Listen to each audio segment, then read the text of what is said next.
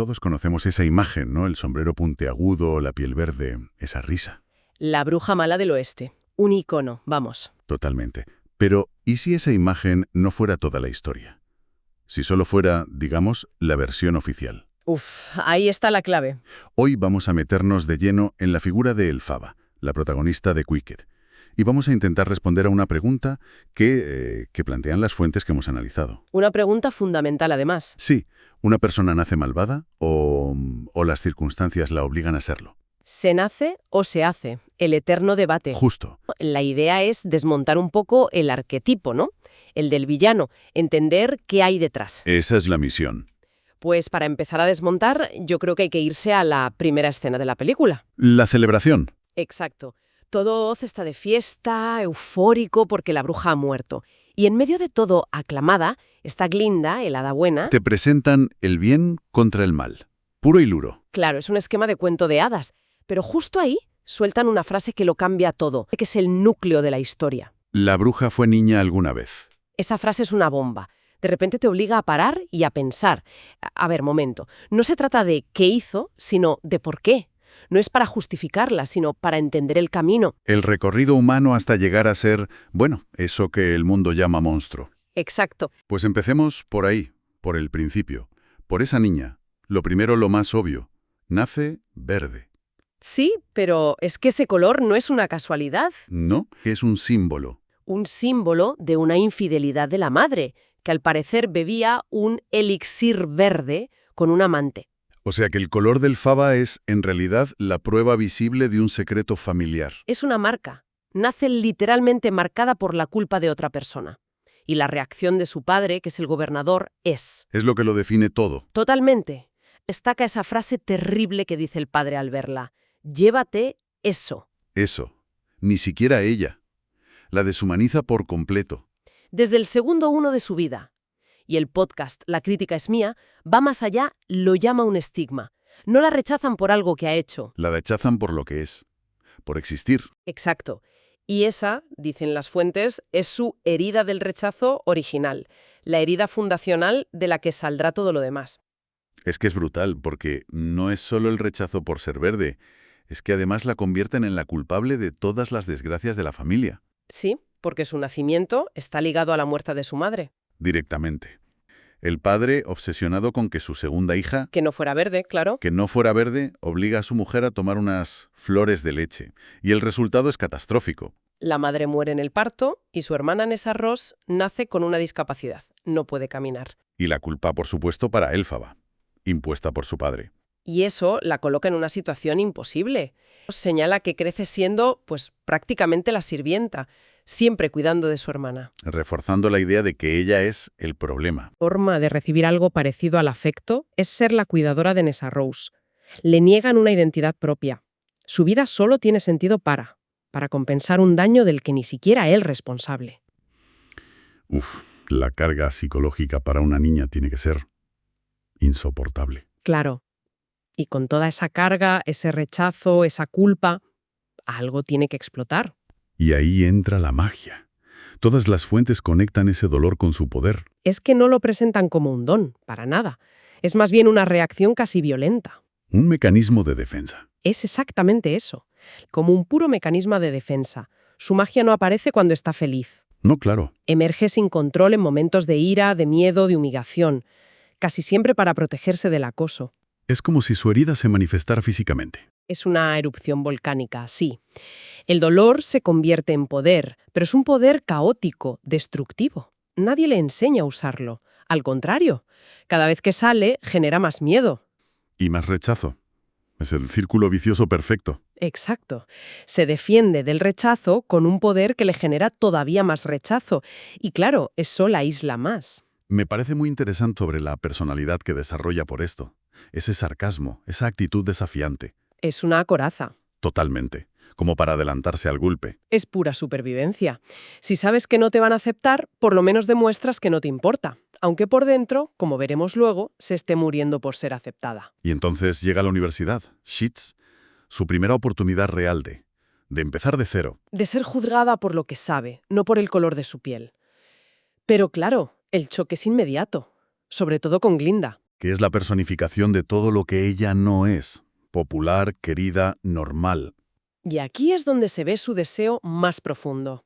Las fuentes lo analizan mucho a través de la canción El mago y yo. Sí, Y lo que es fundamental, y en esto coinciden todos, es que su gran sueño no es ser más poderosa. Es justo lo contrario. quiere que el mago le quite el color verde. Exacto. Su máxima aspiración es ser normal, ser invisible. Pasar desapercibida. Cree que si deja de ser verde, por fin conseguirá el amor de su padre, la validación que nunca tuvo.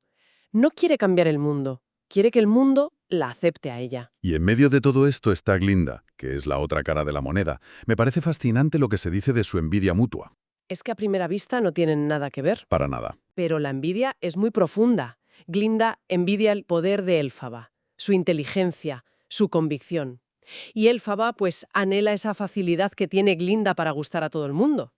Esa aprobación social que a ella le cuesta sangre y a Glinda le viene dada. Cada una tiene lo que la otra más desea. Y esa tensión inicial es lo que nos lleva a una de las escenas clave, el baile. Uf, la escena del baile. Es durísima. Glinda, en un acto de crueldad, le regala un sombrero de bruja horrible. Puntiagudo, ridículo, para humillarla delante de todos. Y cuando Elphaba llega y se da cuenta de la burla, en lugar de huir, hace algo increíble. Se pone el sombrero, va al centro de la pista y empieza a bailar, sola. Con unos movimientos rarísimos, desafiantes. Es como si dijera, os reís de mí, pues miradme bien. Es un acto de rebelión pura. Una mezcla de humillación y desafío. Es doloroso de ver. Pero entonces pasa algo inesperado. Glinda se arrepiente. Y se une a ella en la pista. Y ese momento lo es todo. Lo describe como el acto de empatía más puro. Porque para Glinda, que es la popularidad personificada, hacer eso es un sacrificio social enorme. Es la primera vez que alguien entra voluntariamente en su círculo de rechazo para acompañarla. Y en esa vulnerabilidad compartida, ahí nace su amistad. Una amistad que parece que podría ser su salvación. Parecía. Entonces, si llega a tener esa conexión, esa amiga, ¿dónde se tuerce todo? ¿Cómo pasamos de esta Elphaba a la bruja mala del oeste? Pues, irónicamente, el catalizador es su mayor virtud, su sentido de la justicia. Por el tema de los animales. Exacto.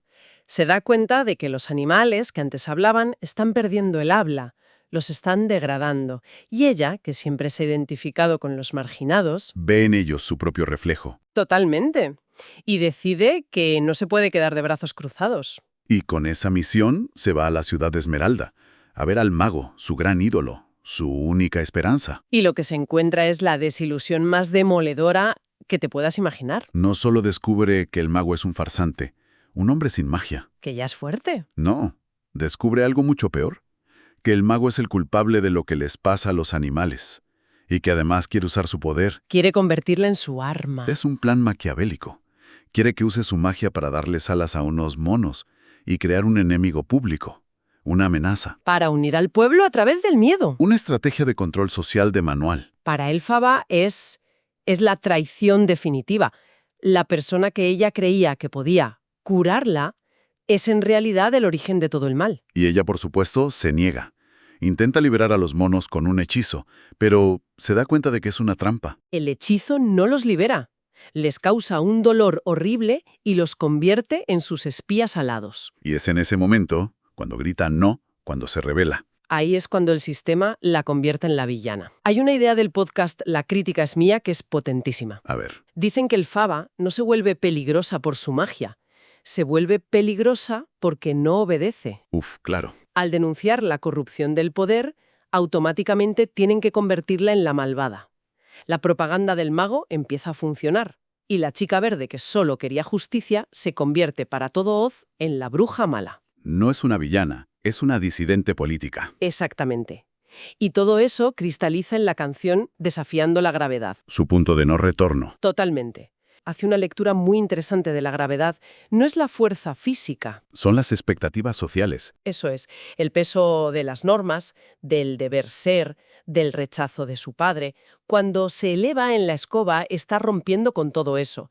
Elige ser fiel a sí misma, aunque el precio sea la soledad más absoluta. Y llegados a este punto, la conclusión de todas las fuentes es la misma, y lo cambia todo.